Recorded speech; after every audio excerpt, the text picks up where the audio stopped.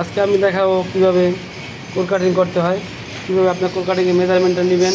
ঠিক আছে, দেখেন পিছন থেকে কত কোমরের মাপ। পিছন থেকে 338 মিলি। হ্যাঁ, পিছন থেকে 338 মিলি, আর সাইড থেকে সাইড থেকে আছে 19.5। 19.5। পিছন থেকে 338 নিল, সাইড থেকে 19.5 মাপ দিল কোমরের। তো আপনারা দেখতেই পাচ্ছেন। সেন্টার করলে মোটামুটি দেখেন এক একটা কোমরের এক এক রকমের মাপ। আপনি দেখেন কোমরের সেন্টারটা মেজারমেন্ট করে নিল। ঠিক আছে, কোর কাটিং মেশিনটা সেটিং করার জন্য তো আর একটা মেজারমেন্ট নিল। নাট তারপরে যে মেজারমেন্টটা করার পরে ডিল করে এবার ডিল করে নেবে। ঠিক আছে, ফিক্সটা লাগানো ডিল হবে। করতেছে কোম্পানির সবার নাতি আসিফ। এবার কি করবে? ডিল করা হয়ে গেছে। তো ভাইয়ের নাম হয়েছে আসিফ। তো না সবাই নাতি বলে ডাকে, ওরফে নাতি। সবার নাতি আর কি। তো ইউনিভার্স ঢুকে ওই ইউনিভার্সের ভিতরে পাঞ্চ করে দিল। দেখেন পাঞ্চ করা হয়ে গেলে পাঞ্চ করতেছে। তারপর সে মেজারমেন্ট অনুযায়ী এই মেশিনটি আবার বসাচ্ছে। দেখেন তারপর মেশিনটা বসানো হয়ে গেলে তারপর আবার সে উপরে একটা 12 মিলি নাট টাইট দিচ্ছে। এই নাটটা প্রচুর পরিমাণে টাইট দিতে হবে যাতে মেশিনটা নড়াচড়া করতে না পারে। মূলত এই কারণে নাটটা প্রচুর পরিমাণে টাইট করে দিচ্ছে। তো আপনারাও প্রচুর পরিমাণে টাইট করে দেবেন নাটটা। তারপরে 4 কোণা 4টা নাট আছে, এই নাট 4টাও টাইট দিয়ে দেবেন। নাটটা টাইট দিয়ে আবার মেজারমেন্টটা করে নিচ্ছে যেন মেজারমেন্টটা সঠিক হয়, কোনো ভুল না হয়।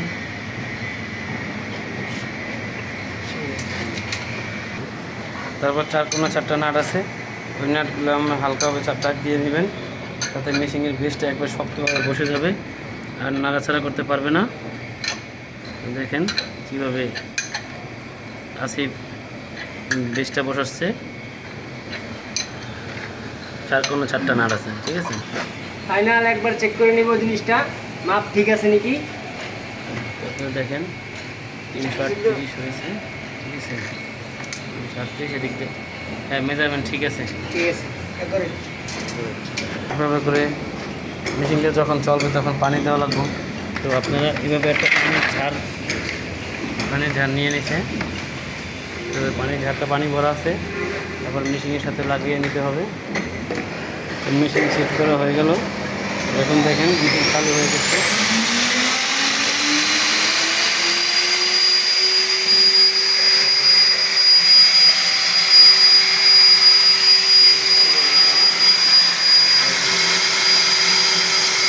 একবার চাপিয়ে চাপিয়ে পানি দিচ্ছে আর একবার মেশিনটা চালাচ্ছে। দেখেন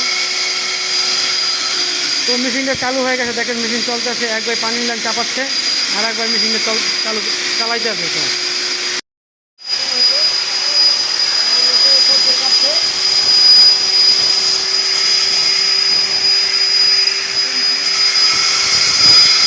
কোর কাটিং শেষের পর্যায়ে পুরো চলে এসেছে। দেখেন এরকম মেশিনে নামাজ চলে যাচ্ছে।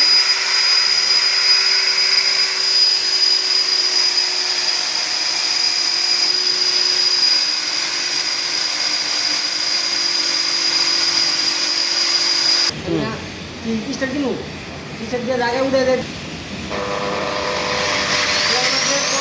করা হয়েছে।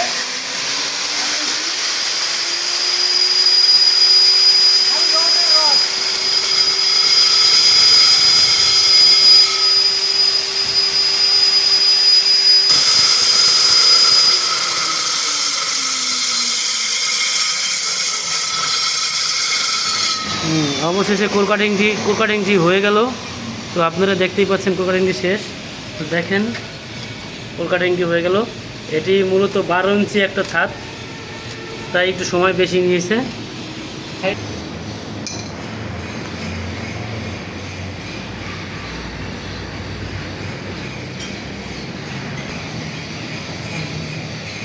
রডগুলো আসছে?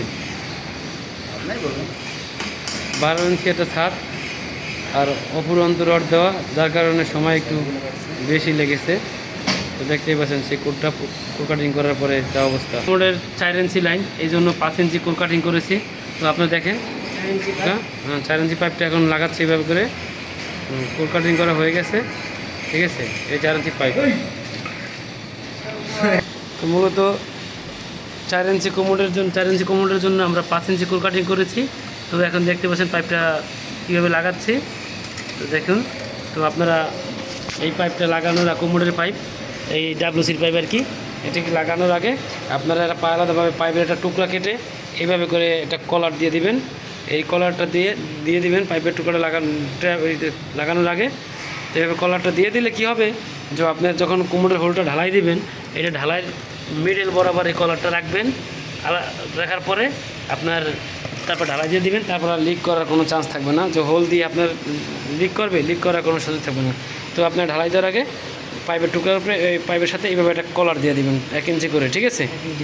হুম।